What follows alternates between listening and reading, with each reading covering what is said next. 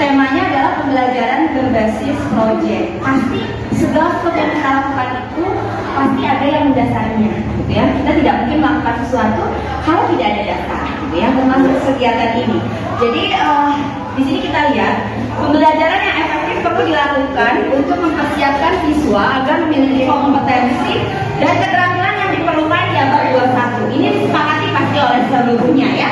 Terdapat 4 kompetensi yang dapat dikembangkan oleh siswa, yaitu yang pertama adalah critical thinking and problem solving.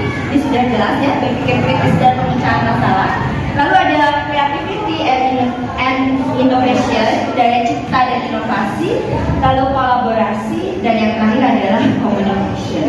Nah, ini sudah menjadi hal yang perlu menjadi perhatian bagi kita sebagai pendidik, bagi saya, bagi teman-teman semua, gitu, bahwa tidak cukup untuk membelajarkan dari sisi kognitifnya saja, tetapi ada kecakapan yang perlu kita bekali kepada peserta didik kita agar bisa mereka memiliki kepemimpinan tulis di masa yang akan datang. Ya. Nah, sekarang kita akan melihat kita berada di mana? Di Indonesia. Kita lihat ya, apa yang dilakukan oleh sistem pendidikan di Indonesia, gitu ya.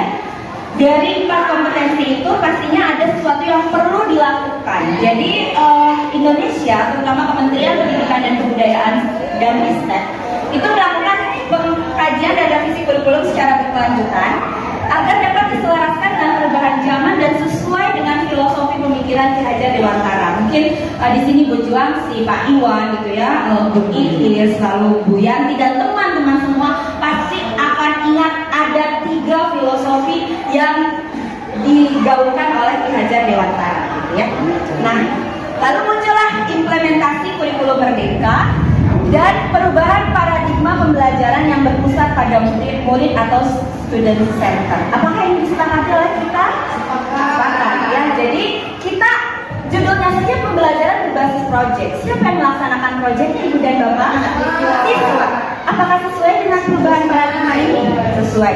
Apakah kira-kira, pertanyaan pertama, jika kita melaksanakan pembelajaran berbasis proyek, apakah kompetensi yang dikembangkan oleh siswa bisa muncul dari yang 4 ini? Bisa.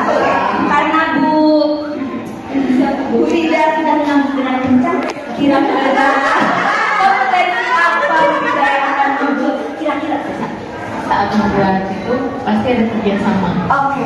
Proyek penguatan profil pelajar Pancasila dimensi kreativitas itu sudah jelas. Di 6 dimensi P5 salah satunya adalah berpikir kreatif. Tetapi teman-teman, tadi kita sudah bahas bersama bahwa kurikulum merdeka bukan hanya kokurikuler, bukan hanya proyek, tapi ada intrakurikuler dan ada ekstrakurikuler. Apakah kita semua terlibat dalam kegiatan P5? Terlibat untuk yang sudah mengajar di kelas 7 dan 8. Apakah di kelas 9 karena tidak ada P5 kita tidak perlu memberikan bekal kreativitas kepada anak-anak? Perlu atau tidak? Perlu. Di mana kita bisa membekalkan itu selain di proyek P5? Berbasis proyek. Di mana berarti Ibu? Di dalam, di mana biasanya kita? Di dalam pembelajaran. Proyek. Ini dikemukakan oleh Grant tahun 2002. Ada yang menarik di sana.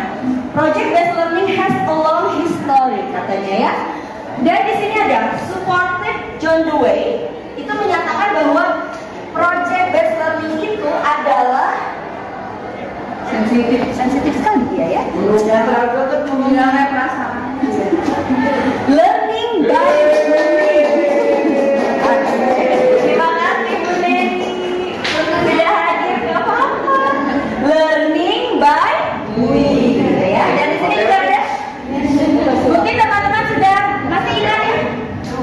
Yase Vygotsky gitu ya, menyampaikan tentang kognitivisme. Nah teman-teman, ini saya berikan garis hitam.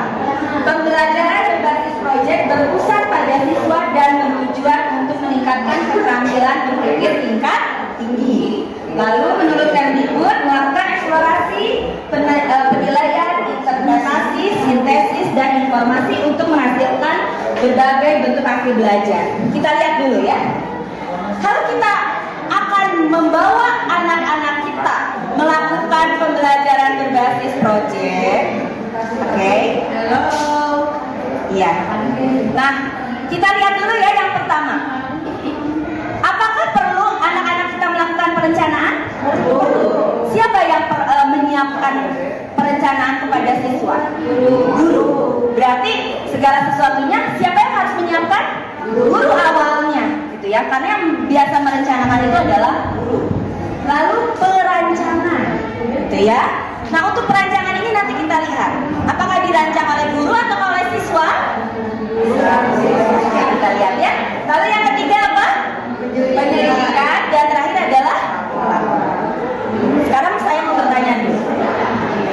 Teman-teman, kira-kira kalau kita akan melaksanakan kegiatan pembelajaran berbasis proyek, itu yang ada di bayangan teman-teman, kegiatan pembelajarannya seperti apa? Atau apakah hanya milik pelajaran tertentu atau semua makhluk bisa? Gimana Bu? Nanti bisa memunculkan berbagai program pembelajaran berbasis proyek. Saya ambil contoh ya, mini riset. Kita melakukan mini riset nih, gitu ya. Ada proyek penelitian.